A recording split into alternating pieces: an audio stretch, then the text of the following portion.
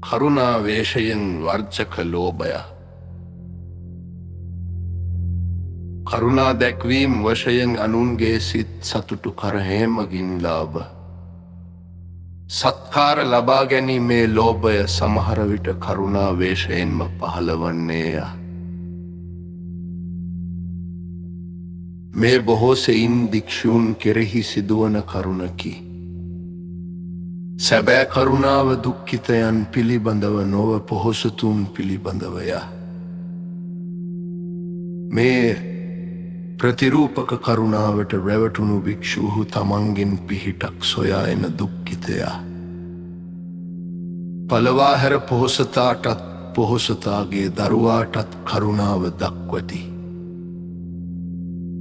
කරුණාවට පාත්‍ර වූ පොහොසත්හුද අනේ අපේ හාමුදුරුවෝ බොහෝ කරුණාවත් කෙනෙකෑ ඊ පසසති පහදිති. ශික්ෂාකාමතාවේශයෙන් වංචක ලෝභය ශික්ෂාකාමතා යනු ශීලය මනාකොට රකිනු කැමති බවය. සිල්වත්හොයයි ප්‍රසිද්ධ දැනැත්තන්හට මහජනයා පැහැදී වඩා පූජා සත්කාර කරනු දක්නා තැනැත්තාගේ පූජා. සත්කාර පිළිබඳව වූ ලෝභය සමහර විට ඔහුගේ සිත්ති.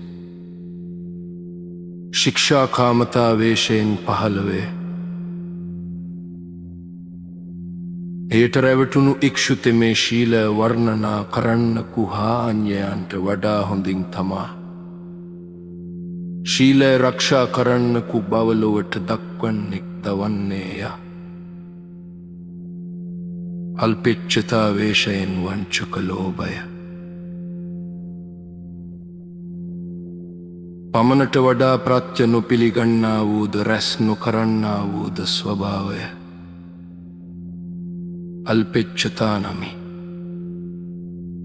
අල්පෙච්ඡ භික්ෂූන්ට මහජනයා පැහැදී ප්‍රශංසා කරති. ඔවුන්ගේ කීර්තිය ව්‍යාප්ත වේ. නොපිළිගන්නා තැනැත්තාට වඩා දෙන්නට උත්සාහ කිරීමත් ප්‍රත්‍ය උවමනා ඇති තැනැත්තාහට දෙන්නට නොකැමති වීමත් මිනිසුන් කෙරෙහි පවත්නා වූ එක්තරා ගුප්ත ස්වභාවයකි. ඒ ස්වභාවය නිසා බොහෝ ප්‍රත්‍ය පිළිගැනීමට නොකැමති තැනැත්තා ළඟ ප්‍රත්‍ය ගොඩගැසේ. අල්පෙච්ඡතාව නිසා ලැබෙන කීර්ති ප්‍රශංසාවට හා ලාභයටත් ඇලුම් කරන්න කෙරෙහි සමහර විට ලෝභය. අල්පෙච්ඡතාවේශයෙන් පහළවේ.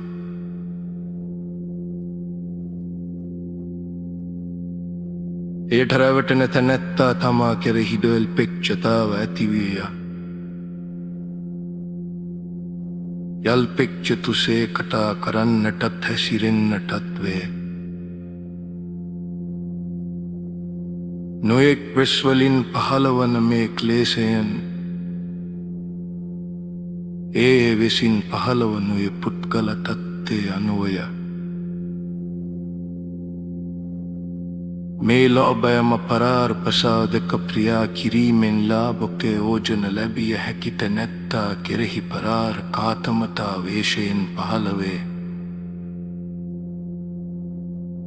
එසේ ලාභ නොලැබිය හැකි තත්ත්වයක් ඇති තැනැත්තා කෙරෙහි ලෝභය පරාර්ථ කාමතාවේශයෙන් නූපදී කෘතනතාව දක්වා ලාභ ප්‍රයෝජන ලැබිය හැකි කෙනෙකු ඇති තැනැත්තා කෙරෙහිම කෘතනතාවේශයෙන් පහළවේ. කෘතනතාව දක්වා ලාභ ලැබීම තකිනකු නැති තැනැත්තා කෙරෙහි වේශයෙන් ලෝභය පහළ නොවේ.